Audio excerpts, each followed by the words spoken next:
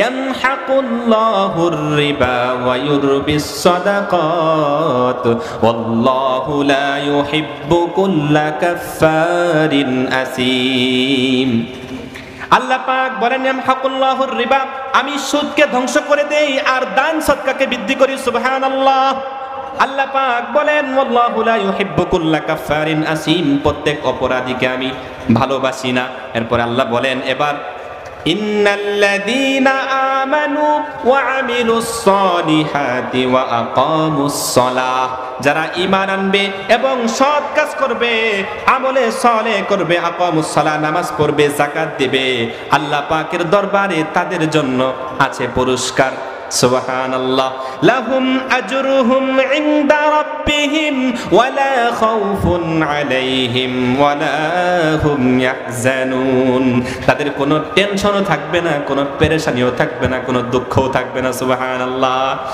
ভয় নাই ওরে কোনো ভয় নাই, আল্লাহ যদি থাকে সহায়, দুর্গম গিরিপথ পাড়ি দিয়ে যায়, যুগে যুগে ইতিহাসে লেখা দেখা যায়, বাতিলের শক্তি ক্ষয় হয়ে যায়, আল্লাহর শক্তির কোনো ক্ষয় নাই, ভয় নাই ওরে কোনো ভয় নাই, আল্লাহ যদি থাকে সহায়। ঠিক কিনা প্রিয় ভাইরা আমার? আল্লাহ পাক রব্বুল আলামিন বললেন তাদের কোনো চিন্তা থাকবে না, পেরেশানি থাকবে না।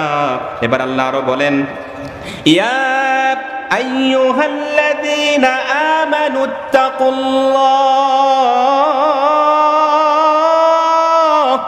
আল্লাহ পাক ঈমানদার ব্যক্তিদেরকে ডাক দিয়ে বলেন ইয়া আইয়ুহাল্লাযীনা আমানুত্তাকুল্লাহ, যারা ঈমান এনেছো তারা আল্লাহকে ভয় করো। কেমন ভয় করবা? ভয় করার মতো ভয় করবা। মুহাব্বত কেমন করবা? মুহাব্বতের মতো মুহাব্বত করবা। নবীজি সাল্লাল্লাহু আলাইহি ওয়াসাল্লামকে আবু তালেব মুহাব্বত করেছে, আবু জাহেলও মুহাব্বত করেছে, কিন্তু আবু বকর সিদ্দিকও মুহাব্বত করেছে, পক্ষান্তরে আলীও মুহাব্বত করেছে। আলী, আবু বকর, ওমর, উসমান এদের মুহাব্বত এদেরকে জান্নাতে ঢুকায়া দিয়েছে, পক্ষান্তরে আবু তালেব, উতবা, সাইবা, আবু জাহেল এদের মুহাব্বত ওদেরকে জাহান্নামে ঢুকায়া দিয়েছে। প্রিয় ভাইরা আমার, মুহাব্বত কেমন হতে হবে? আল্লাহ পাক রব্বুল আলামিন যেইভাবে মুহাব্বত করতে বলেছেন, যেইভাবে ভয় করতে বলেছেন, সেইভাবে ভয় করতে হবে। এই জন্য আল্লাহ পাক বললেন তোমরা ভয় করো ওয়াজারু মা বাকিয়া মিনার রিবা, এবং সুদ থেকে যেগুলো বাড়তি আছে, 20 লাখ টাকা সুদের উপরে লাগিয়েছ, 10 লাখ টাকা লাভ হয়েছে, 5 লাখ টাকা নিয়েছ, আর 5 লাখ ডিউ আছে, বাকি আছে, এই 5 লাখকে ছেড়ে দাও। ওয়াজারু মা বাকিয়া মিনার রিবা, যেটা সুদ থেকে অতিরিক্ত আছে ইন্টারেস্ট, এটা ছেড়ে দাও। তাহলে আল্লাহ বললেন কি ইন কুনতুম মুমিনিন, যদি তোমরা মুমিন হয়ে থাকো। ফা ইল্লাম তাফআলু, যদি না ছেড়ে দাও, যদি না করো, যদি না ছাড়ো, ফাজানু, তৈরি হয়ে যাও। কিসের জন্য? আল্লাহ এবং আল্লাহর রাসূলের সাথে যুদ্ধের জন্য তৈরি হয়ে যাও। প্রিয় ভাইয়ারা আমার, আল্লাহ কেমন হুঙ্কার দিলেন, কেমন ওয়াঈদ ঘোষণা দিলেন, ফাজানু বিহারবিম মিনাল্লাহি ওয়া রাসূলি। এরপরে আল্লাহ পাক বলেন ওয়া ইন তুবতুম, যদি তওবা করো, ফিরে আসো, ফালাকুম রুউসু আমওয়ালিকুম, তাহলে সুদের উপর যেই টাকাটা লাগাইছো মূল টাকা এটা তোমার থাকবে, আর বাকিটা মাফ করে দিয়ে তুমি তওবা করো, আল্লাহ চাইলে মাফ করে দিবেন।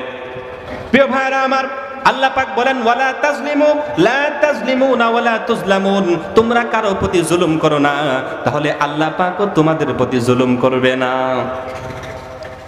চিঠি চলে আসছে, শেষ করতে বলছে সংক্ষেপ। এজন্য বলছিলাম দুইটা জিনিস পরীক্ষার জন্য দিয়েছে, সম্পদ, সন্তান। যদি সম্পদকে ভালোভাবে আল্লাহর হক আদায় করে ব্যবহার করতে পারি তাহলে আমি জান্নাতি, আর যদি আমি ব্যবহার করতে না পারি তাহলে আমার ঠিকানা কোথায়? জাহান্নামে। প্রিয় ভাইরা আমার, নবী করিম সাল্লাল্লাহু আলাইহি ওয়াসাল্লামকে আল্লাহ পাক রব্বুল আলামিন আরো একটি আয়াতের মাধ্যমে ঘোষণা দিলেন, বললেন যে আপনি বলে দেন মানুষদেরকে ইন্নাল্লাহা লা ইয়াগফিরু আন ইউশরাকা বিহি ওয়া ইয়াগফিরু মা দুনা যালিকা লিমান ইয়াশা, যারা আল্লাহর সাথে শিরিক করবে তাদের অবস্থা কেমন হবে? যে সঠিক পথ থেকে গুমরাহির পথে অনেক দূরবর্তী স্থানে গিয়ে সে পড়ে থাকবে। নাউজুবিল্লাহ।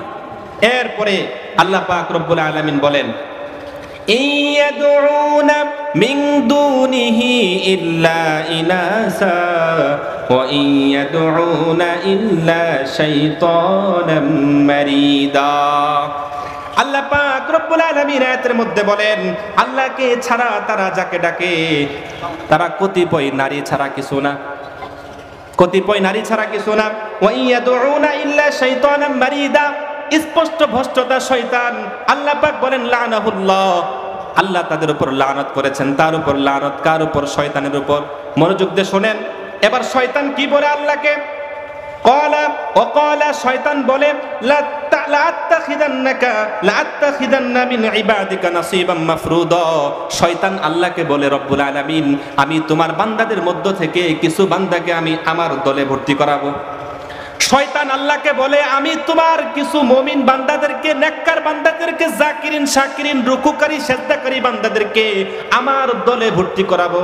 করানোর পরে আমি কি করব সেটাও শয়তান বলেন। আল্লাহ তুলে ধরলেন, ওয়ালা উদিল্লান্নাহুম, যদি তারা সঠিক পথে থাকে, ফজরের সময় শীতের মধ্যে কষ্ট করে ঘুম থেকে উঠে ঠান্ডা পানি দিয়ে ওযু করে নামাজ পড়ে, আমি এই ব্যক্তিকে আমি ভ্রষ্টতার পথে নিয়ে এসে পড়ব। ওয়ালা উদিল্লান্নাহুম, আমি ভ্রষ্ট করে দেব। ওয়ালা উমান্নিয়ান্নাহুম, আমি তাকে আশা আকাঙ্ক্ষা দেখাবো, বিভিন্ন আশা দেখাবো। এবার শয়তান আরো বলে, ওয়ালা আমুরান্নাহুম, আমি তাকে আদেশ করব, ফালাইবাত্তিকুন্না আযানাল আনআম, সে জন্তুর পশু পাখির কান ছিদ্র করবে, গরুর কান ছিদ্র করবে, গরুর মধ্যে মালা পরাবে, ওই গাছে বারুণ ঝোলাবে, ঝোলা বলবে বারুণ ঝুলালে ফল বেশি ধরে, ফল দেওয়ার মালিককে আল্লাহ। সুতরাং কান ছিদ্র করলে গরু সুস্থ থাকবে, গাছে বারুণ ঝুলালে, ইট পাথর ঝুলালে, পাথর ঝুলাইলে গরু সুস্থ থাকবে। এই আকীদা আপনাকে কে দিয়েছে?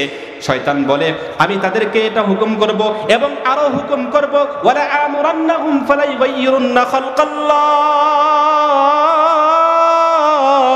আমি আরো হুকুম করব যেন আল্লাহর সৃষ্টির মধ্যে পরিবর্তন ঘটায়া দেয়। কোন মহিলার, কোন যুবতী মেয়ের ভুরু উঠেছে একটু উপর দিয়ে, সে ভুরুকে উঠায় সুন্দর করার জন্য আল্লাহ পাক চুল দিলেন একভাবে, সে কাটিং করে আর একভাবে, তাকে সৃষ্টি করলেন একভাবে, সে লঘু পরিবর্তন করে কি করে? কি লাগায়? এটা শরীরের মধ্যে কি লাগায়? ট্যাটু। ট্যাটু করে। আল্লাহ কি ট্যাটু দিয়ে সৃষ্টি করেছেন আপনাকে আমাকে? তাহলে আপনি আমি ট্যাটু কেন লাগাবো? শয়তান এটাই বলেন, আমি তাদেরকে আল্লাহর সৃষ্টির মধ্যে পরিবর্তন করার আদেশ দিব।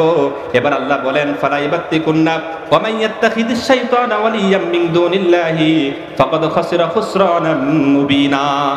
এবার শয়তান আরো বলতেছে, আল্লাহ পাক বলেন, ওয়া মান ইয়াত্তাখিদিশ শাইতান, শয়তানকে যে অভিভাবক হিসাবে গ্রহণ করবে, ফাকাদ খাসিরা খুসরানাম মুবিনা, সে স্পষ্ট ক্ষতিগ্রস্ত। এবার আল্লাহ আরো বলেন, ইয়াইদুহুম ওয়া ইয়ামান্নিহিম, শয়তান তাদেরকে ওয়াদা করেছে তাদের সাথে এবং তাদের আশা আকাঙ্ক্ষা দেখাইছে, কিন্তু ওমা ইয়াইদুহুমুশ শাইতান ইল্লা গুরুরা। সুতরাং শয়তানকে যারাই ধরবে তারাই পথভ্রষ্ট এবং গুমরাহ, তাদের ঠিকানা হবে জাহান্নাম। অন্য আয়াতের মধ্যে আছে। প্রিয় ভাইরা আমার, চিঠি দুইটা চলে আসছে, আপনাদের কাছে দোয়া চাই। আমি আপনাদের এলাকার সন্তান। আসলে আমার মাহফিল সাধারণত সব থেকে বেশি হয় গাজীপুর এলাকায়, যেহেতু আমি গাজীপুর এলাকার খতিব সাহেব। রামপুরাতে থাকি, একটা মাদ্রাসায় পড়াই, দাওরা হাদিস পর্যন্ত মাদ্রাসা। আমার জন্য দোয়া করবেন এবং আমার বাবা মা তাদের জন্য দোয়া করবেন। আল্লাহ তাআলা যেন আমার আব্বা আম্মার হায়াতের মধ্যে বরকত দান করেন।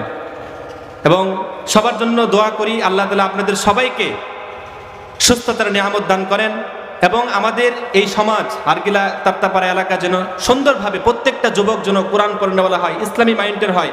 সবার জন্য দোয়া করি। আল্লাহ তাআলা আমাদের সবাইকে ইসলামের জন্য কবুল করেন।